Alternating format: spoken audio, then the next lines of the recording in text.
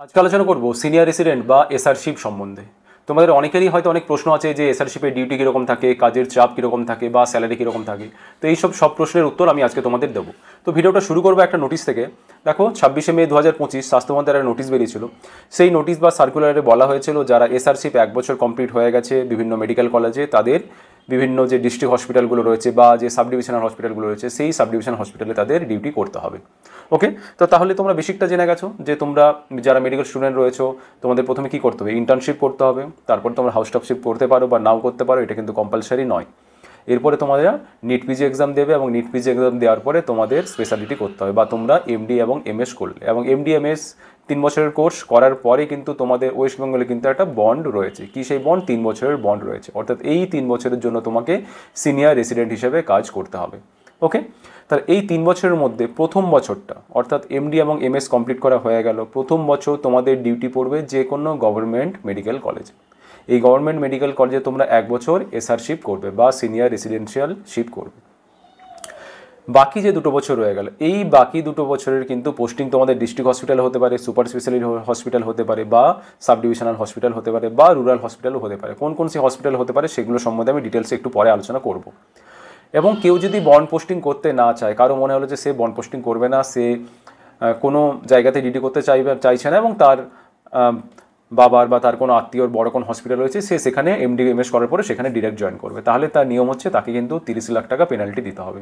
ওকে, এবং এখানে ব্যাপার হচ্ছে কেউ যদি 1 বছর কমপ্লিট করার পরে না করে তাহলে 20 লাখ টাকা দিতে হবে, 2 বছর করার পরে না করলে 10 লাখ টাকা দিতে হবে, অর্থাৎ প্রত্যেক বছরের জন্য 10 লাখ 10 লাখ 10 লাখ তাকে কিন্তু পেনাল্টিটা দিতে হবে। এখন হচ্ছে তাহলে এই পোস্টিংটা কীভাবে হয়? র্যাঙ্ক ওয়াইজ কাউন্সিলিং হয়। প্রথমে ধরে নিলাম কি একজন সাবজেক্টের, ধরে নিলাম জেনারেল মেডিসিনের ক্ষেত্রে আমি যদি বলি, তাহলে জেনারেল মেডিসিনের ক্ষেত্রে কী হবে, ওই এমডিএমএসের যে এক্সাম হয়েছিল ইউনিভার্সিটি এক্সাম, যে এক্সামের পরে তারা এমডি এবং এমএস ডিগ্রি পেলো, ওই এক্সামে একটা মার্কস পেয়েছিল, সেই মার্কসের ভিত্তিতে তাদের একটা র্যাঙ্ক হবে। যার আগে র্যাঙ্ক হবে তার কাছে অপশন থাকবে যে সব ভ্যাকেন্সি রয়েছে সেই ভ্যাকেন্সির মধ্যে যে কোনো একটা সিলেক্ট করেন, অর্থাৎ এইভাবেই কাউন্সিলিংটা হয়ে থাকে। তাহলে advantage and disadvantage of bond posting এটা আমি সবার শেষে আলোচনা করব। তাহলে এখন আমি জেলা ওয়াইজ আলোচনা করব, কোন জেলায় কোন কোন হাসপাতালে এসআরশিপের পোস্টিং হয় সেটাই আমি আজকে আলোচনা করব। তাহলে যারা ভিডিওটা আমার দেখছো তারা বিভিন্ন জেলার রয়েছে, তোমরা তাহলে কমেন্ট করে জানাও যে তোমার বাড়ির কাছাকাছি কোন হাসপাতাল রয়েছে। ওকে, তাহলে আমরা জানতেও পারবো যে কে কোন এরিয়া থেকে বেশি গেলে আমার ভিডিওটা দেখছো বা কোন জেলার স্টুডেন্টের সংখ্যাটা বেশি, সেটাও আমরা একটা আইডিয়া করতে পারবো। ওকে, তাহলে প্রথমে শুরু করবো আমি সাউথ 24 পরগনা জেলা থেকে। সাউথ 24 পরগনা জেলার বিদ্যাসাগর স্টেট জেনারেল হসপিটাল বেহালাতে রয়েছে, Baghajatin state general hospital, MR Bangur district hospital, Baruipur sub divisional hospital, Bijoygarh state general hospital যাদবপুরে রয়েছে, garden reach state general hospital, Kakdwip sub divisional hospital এবং Canning sub divisional hospital. Kakdwip আর ক্যানিং বাদ দিয়ে বাকিগুলো কিন্তু কলকাতার কাছাকাছি রয়েছে। ওকে, তাহলে এটা গেল সাউথ 24 পরগনা। তাহলে সাউথ 24 পরগনা জেলার যে ভিডিওগুলো দেখছো, জেলার যারা রয়েছে তারা তোমরা কমেন্টে জানাতে পারো যে তোমার কাছে কোন এই হসপিটালগুলো রয়েছে। এরপরে চলে যাব নর্থ 24 পরগনা। নর্থ 24 পরগনার মধ্যে রয়েছে Panihati state general hospital, Baranagar state general hospital, Naihati state general hospital, doctor J R. Dhar sub divisional hospital বনগাঁতে, Habra state general hospital, Basirhat district hospital, B N. Bose sub divisional hospital এবং সল্টলেক সাব ডিভিশনাল হসপিটাল। এরপরে চলে যাব আমি হাওড়াতে। হাওড়া জেলাতে আমরা দেখে নিই টি.এল. জয়সওয়াল হসপিটাল লিলুয়াতে রয়েছে, যেখানে এগুলো সবই কী রয়েছে, এই এসআরশিপের পোস্টিং কিন্তু এখানে হয়ে থাকে এই সব হসপিটালগুলোতে। এখন আমি সেই হসপিটালগুলোর নামই বলছি। এরপর হচ্ছে Bagnan rural health, Domjur rural hospital, Jhumjhumi BPHC এবং জগৎবল্লভপুর রুরাল হসপিটাল। এরপরে চলে যাব হুগলি জেলা। হুগলি জেলাতে রয়েছে Chinsurah district hospital, Chandannagar sub divisional hospital, Serampore Walsh sub divisional hospital, Uttarpara state general hospital, Jangipara rural health এবং ধনিয়াখালী স্টেট জেনারেল হসপিটাল। 5 নম্বর জেলা চলে যাব পূর্ব মেদিনীপুর।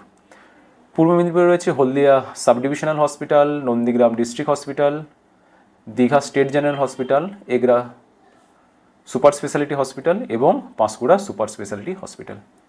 চলে যাব জেলা নম্বর 6 পশ্চিম মেদিনীপুর। পশ্চিম মেদিনীপুরে রয়েছে Kharagpur sub divisional hospital, Debra super speciality hospital, Belda rural hospital, Ghatal sub divisional hospital, Salboni super speciality hospital. Okay, এরপরে চলে যাব আমি ঝাড়গ্রাম জেলা। ঝাড়গ্রাম জেলাতে রয়েছে Nayagram super speciality hospital, Gopiballavpur super speciality hospital এবং বেলপাহাড়ি রুরাল হসপিটাল। এরপরে চলে যাব জেলা নাম্বার 8, পুরুলিয়া জেলা। পুরুলিয়া জেলাতে একটা হসপিটালেই যেখানে রয়েছে এসআরসিপের ভ্যাকেন্সি রয়েছে, সেটা হলো রঘুনাথপুর সাব ডিভিশনাল হসপিটাল।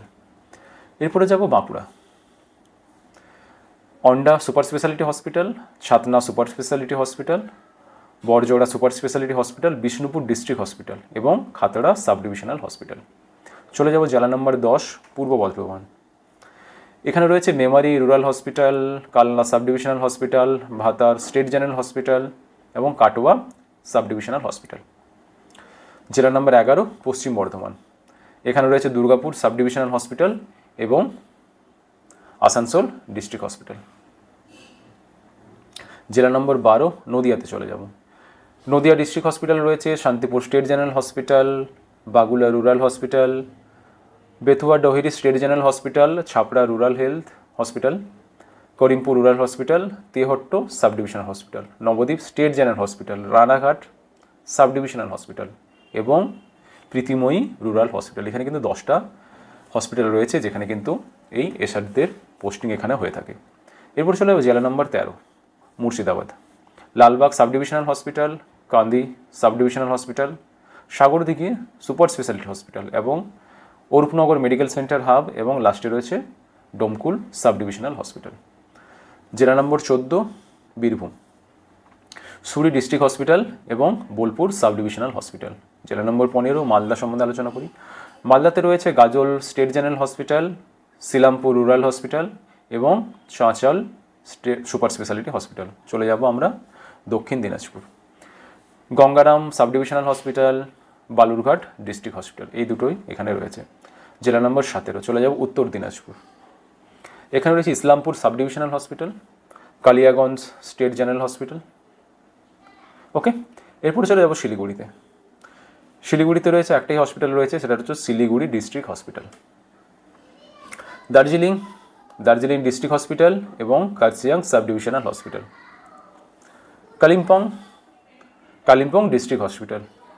জেলা নম্বর 21, জলপাইগুড়ি মাল সাব ডিভিশনাল হসপিটাল। জেলা নম্বর 22, আলিপুরদুয়ার। এখানে রয়েছে Alipurduar district hospital, Falakata super speciality hospital এবং বীরপাড়া স্টেট জেনারেল হসপিটাল। জেলা নম্বর 23, সর্বশেষ যে জেলাটা রয়েছে সেটা হলো কুচবিহার। কোচবিহারে রয়েছে Mathabhanga sub divisional hospital, Mekhliganj sub divisional hospital, Tufanganj sub divisional hospital এবং দিনহাটা সাব ডিভিশনাল হসপিটাল। তাহলে যারা এই ভিডিওটা দেখছো, যারা মেডিকেল স্টুডেন্ট রয়েছো বা যারা এমডি করছো, তাহলে তোমরা যখন এসআরশিপ করবে তাহলে তোমরা কিন্তু দেখে নিতে পারছো যে তোমার কাছাকাছি কোন কোন এলাকা ফাঁকা রয়েছে বা ওই এলাকায় কোন কোন হসপিটাল রয়েছে যেখানে কিন্তু এসআরশিপের ভ্যাকেন্সি রয়েছে। আমার মনে হয় এসআরশিপটা নিজের এলাকাতেই করে নেওয়া ভালো। ওকে, কেন আমি সে সম্বন্ধে বলবো। তাহলে এরপর হচ্ছে advantage and disadvantage of bond posting. এই যে 3 বছরের বন্ড পোস্টিং করতে এর কি কিছু অ্যাডভান্টেজ রয়েছে নাকি কিছু ডিসঅ্যাডভান্টেজ রয়েছে, এটা অবশ্যই জানা দরকার। প্রথম কথা, এই যে 3 বছর তোমরা ডিউটি করবে এসআরশিপ, এই 3 বছরের জন্য তোমাদের স্যালারি থাকবে 85,000 3 বছরের জন্য প্রত্যেক মাসে। স্যালারিটা আগের থেকে এখন ইনক্রিজ করেছে। এরপর চলেছে প্রাইভেট প্র্যাকটিস। অফিসিয়ালি যদি বলা হয় খাতায় কলমে, এসআরশিপের সময় কিন্তু প্রাইভেট প্র্যাকটিস করা যায় না, ব্যাপারটা বোঝা গেছে। কিন্তু জেনারেলি আমি যেটুকু জানি এসআরশিপে কিন্তু অনেকেই প্রাইভেট প্র্যাকটিস করে থাকে। দেখো, যদি ছোটোখাটো চেম্বার কেউ করে থাকে সেক্ষেত্রে কোনো প্রবলেম হয় না, কিন্তু ধরে নিলাম কেউ স্বাস্থ্যসাথী কার্ডে কোনো অপারেশন করছে, তাহলে কি হয়, সেটা তো হেলথ স্কিমের আন্ডারে চলে আসবে, তখন কিন্তু সেক্ষেত্রে তাদের প্রবলেম হতে পারে। ওকে, এরপর হচ্ছে এসআরশিপের একটা অ্যাডভান্টেজ হচ্ছে eligible for the assistant professor. দেখো, এখন আমি কি বলেছি যে মেডিকেল কলেজে কেউ যদি জয়েন করতে চায় তাকে জয়েন করতে হবে অ্যাসিস্ট্যান্ট প্রফেসর হিসেবে, কারণ ডেমোস্ট্রেটর বা আরএমও পদটা কিন্তু এখন আর নেই। এই অ্যাসিস্ট্যান্ট প্রফেসর হতে গেলে ক্রাইটেরিয়া হচ্ছে 1 বছর এমডিএমএস তো করতেই হবে, এমডিএমএস করার পর 1 বছর এসআরশিপের তাকে ডিউটি করতেই হবে এবং সেটা কোনো মেডিকেল কলেজে। তাহলে আমি কি বলেছিলাম, যে 3 বছর এসআরশিপের মধ্যে 1 বছর কোথায় পোস্টিং করতে হচ্ছে, মেডিকেল কলেজে। তাহলে 1 বছরের কেউ যদি এসআরশিপ করে নেয় তাহলে সে কিন্তু এলিজিবল হয়ে যায় অ্যাসিস্ট্যান্ট প্রফেসরের ইন্টারভিউর জন্য। আর সে যদি এসআরশিপ না করে শুধু এমডিএমএস করে নেয় তাহলে সে কিন্তু ইন্টারভিউর জন্য এলিজিবল হতেই পারবে না। তো তাহলে যারা এমইএস আসতে চাইছো বা মেডিকেল কলেজে প্রফেসর হতে চাইছো, তারা ডেফিনেটলি এমডি করার পরে মিনিমাম 1 বছর তো মেডিকেল কলেজে এসআরশিপ তোমাদের করতেই হবে। এরপরে চলেছে আফটার 3 ইয়ার্স, 3 বছর এসআরশিপ হয়ে গেল। 3 বছর এসআরশিপ হওয়ার পরে কী করা যেতে পারে, ওই যে বললাম 1 বছর এসআরশিপ হলেই এলিজিবল যেহেতু হওয়া যায়, 3 বছর এসআরশিপ কমপ্লিট হয়ে যাওয়ার পরে এমএএসে জয়েন করতে পারো। ওয়েস্টবেঙ্গল মেডিকেল এডুকেশন সার্ভিস অথবা West Bengal health service. West Bengal health সার্ভিসে দুটো হয়, একটা হচ্ছে এমবিবিএসদের জন্য হয় জিডিওমো বা general duty medical officer recruitment, আর যারা এমডিএমএস করে নিচ্ছে তাদের জন্য হচ্ছে স্পেশালিস্ট এমও হিসেবে তারা জয়েন করতে পারে। জেনারেল ডিউটি মেডিকেল অফিসার এবং স্পেশালিস্ট মেডিকেল অফিসারদের মধ্যে স্যালারি কিন্তু খুব একটা ডিফারেন্স নেই। এটা ভেবো না যে এমডি এবং এমএস করে নিচ্ছে মানে স্যালারি অনেকটা বেড়ে যাবে এমবিবিএসদের তুলনায়, তা কিন্তু নয়। 500 থেকে 600 টাকা এক্সট্রা পাওয়া যায়।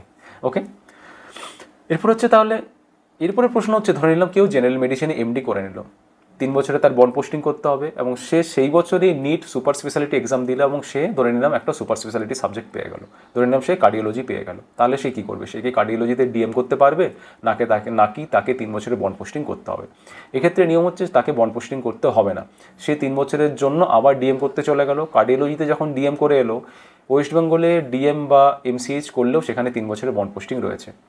তাহলে জেনারেল মেডিসিন এমডি করার পরে সে যখন কার্ডিওলজিতে ডিএম করতে চলে গেল, কার্ডিওলজি ডিএম করার পরে ওই কার্ডিওলজি 3 বছরের বন্ড এবং মেডিসিনে যখন এমডি করেছিল তার 3 বছরের বন্ড, তাহলে তাকে কিন্তু 6 বছরের বন্ড করতে হবে। ওকে, তাহলে এটা তোমরা জানতে পারলে। এরপরে চলে আসি তাহলে সাবজেক্ট ওয়াইজ, কোন সাবজেক্টে কতগুলো এসআর এবছর ফার্স্ট ইয়ারের এসআরশিপ করার পরে সেকেন্ড ইয়ারে তারা বিভিন্ন ডিস্ট্রিক্ট হসপিটাল বা জেলা হাসপাতালগুলোতে জয়েন করলো।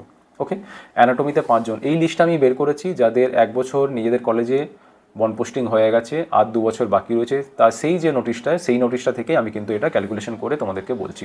তাহলে অ্যানাটমিতে রয়েছে 5 জন, ফিজিওলজিতে 9 জন, বায়োকেমিস্ট্রিতে 9 জন, প্যাথোলজিতে 37, ফার্মাকোলজিতে 19, মাইক্রোবায়োলজি 16, ফরেনসিক মেডিসিন অ্যান্ড টক্সিকোলজিতে 6, পিএসএম 12, অপথেলমোলজি 36, ইএনটিতে 27, general medicine 64, general surgery 80, obstetrics and gynaecology 125, সব থেকে highest number of PG seat বা এসআরশিপ পোস্টিং কিন্তু কোথায় রয়েছে? এই গাইনিয়ান অবসেই রয়েছে। পেডিয়াট্রিক্সে রয়েছে 89, চেস্ট মেডিসিনে রয়েছে 24, dermatology 23, orthopaedics 32, anaesthesia 82, emergency medicine 2, transfusion medicine 2, tropical medicine 6, physical medicine and rehabilitation 3, psychiatry 27 এবং লাস্টে রয়েছে রেডিও ডায়াগনোসিস 24। রেডিও ডায়াগনোসিসের কতজন এবছর এসআর যারা ফার্স্ট ইয়ার এসআরশিপ করার পরে সেকেন্ড ইয়ারে জয়েন করছে সেটা হলো 30। তাহলে তোমরা মোটামুটি বুঝতে পারলে সব থেকে বেশি সংখ্যা রয়েছে 125। আচ্ছা, আমি একটা সহজ হিসাব দিই। তাহলে আমাদের জেলা কত? আমি ধরে নিলাম 20টা জেলা ধরেছিলাম আমি, 20 থেকে 23টা জেলা। তাহলে 20টা জেলাতে আমি ধরে নিলাম এভারেজ অবস্টেটিক্স অ্যান্ড গাইনোকোলজিস্ট কতজন জয়েন করছে? 125 জন। ওকে, তাহলে প্রত্যেকটা জেলাতে কম বেশি আমি ধরতে পারি 6 জন করে গাইনোকোলজিস্ট কিন্তু প্রত্যেক বছর জয়েন করছে, প্রত্যেক বছর আমি এভারেজ ধরে নিচ্ছি। তাহলে আজ তুমি যে জেলাতে রয়েছো, তুমি যদি গাইনোকোলজিস্ট হও, পরের বছর আরও নতুন 6 জন গাইনোকোলজিস্ট আসবে, পরের বছর আরও 6 জন নতুন গাইনোকোলজিস্ট আসবে। তাহলে এখন যে এমবিবিএস করছে, ও এমবিবিএস করে যখন 9 বছর পরে যখন এমডি করবে, তখন দেখবে অলরেডি এমবিবিএস করার এবং এমডি করে যখন সে বেরোবে, ওর মধ্যে কিন্তু 70-80 জন অলরেডি এমডি ডাক্তার তার একটা পার্টিকুলার সাবজেক্টেই কিন্তু হয়ে যাচ্ছে। জিনিসটা বুঝতে পারছো? ওকে, এবং সে অবশ্যই এটাতে ডিমোটিভেটের কোনো ব্যাপার নেই, কারণ জনসংখ্যাটাও বাড়ছে। তাহলে এরপর আলোচনা করবো যে টোটাল তাহলে এসআর কতজন হলো। এইখানে যদি আমি পুরো ক্যালকুলেশন করি, টোটাল আমার এসআর জয়েনিং করলো 758। এখন হচ্ছে ব্রেক দ্য বন্ড, প্রায় 100 জন মতো এসআর যারা রয়েছে, এই 778 জন বাদ দিয়ে তারা কিন্তু ফার্স্ট ইয়ার এসআরশিপ করেছে, তারপরে সেকেন্ড ইয়ার তারা এসআরশিপ করেনি, তারা 20 লাখ টাকা বন্ড দিয়ে বেরিয়ে গেছে বা তারা ডিএম করতে চলে গেছে। এই সংখ্যাটা হলো 100, এভারেজ 100। তাহলে 778 প্লাস 100, এবং এর সাথে অবশ্যই মনে রাখতে হবে সার্ভিস ক্যান্ডিডেট যারা মেডিকেল অফিসার ছিল বা যারা ডেমোস্ট্রেটর ছিল, যারা এমডি করতে এসেছিল, তারা এমডি করার পরে তারা কিন্তু বন্ড সার্ভিস করবে না। তারা যে হাসপাতাল থেকে এসেছিল সেই হাসপাতালে কিন্তু তারা আবার পুনরায় পোস্টিংয়ে চলে যাবে। একটা বোঝা গেছে? এবং এই সার্ভিস ক্যান্ডিডেটের সংখ্যা হলো 450। তাহলে এই 450 সার্ভিস ক্যান্ডিডেট যারা কিন্তু এসআরশিপ করবে না, এসআরশিপ না করে তাহলে তারা যে হাসপাতাল থেকে এসেছিলো, ধরে নিল কোনো একজন প্রাইমারি হেলথ সেন্টার থেকে 3 বছর প্রাইমারি হেলথ সেন্টারে ডিউটি করার পরে সে সার্ভিস কোটা নিয়ে এমডি করতে এসেছিলো, এমডি করার পরে সে আবার নিজের হাসপাতালে চলে যাবে, এবং নিজের হাসপাতাল যদি প্রাইমারি হেলথ সেন্টার হয় সেখান থেকে হয়তো তার পোস্টিং কোনো বিপিএইচসি বা কোনো সাবডিভিশন হসপিটালে তার পোস্টিং হয়ে যাবে। ব্যাপারটা বুঝতে পেরেছো? এই সংখ্যাটা হলো 450। তাহলে এখানে যে ক্যালকুলেশনটা হয়েছে সেটা কিন্তু 450 এবং এই 100 এই সংখ্যাটাকে বাদ দিই। তাহলে এভারেজ যদি আমরা দেখি, এখানে যদি 800, 900 এবং 400, 1300 ক্যান্ডিডেট, প্রায় 1300 থেকে 1400 ক্যান্ডিডেট এমডি এবং এমএস ক্যান্ডিডেট প্রত্যেক বছর কিন্তু জয়েন করছে ওয়েস্ট বেঙ্গলে। এবং তার সাথে তো এরকমও আছে যারা বাইরের স্টেটে এমডি করতে গেছে, তারাও এসে কিন্তু ওয়েস্ট বেঙ্গলে এমডিএমএস করছে। জিনিসটা বুঝতে পেরেছো? ওকে, তাহলে আজকে আলোচনা করলাম এসআরশিপের পোস্টিং সম্বন্ধে আলোচনা করলাম।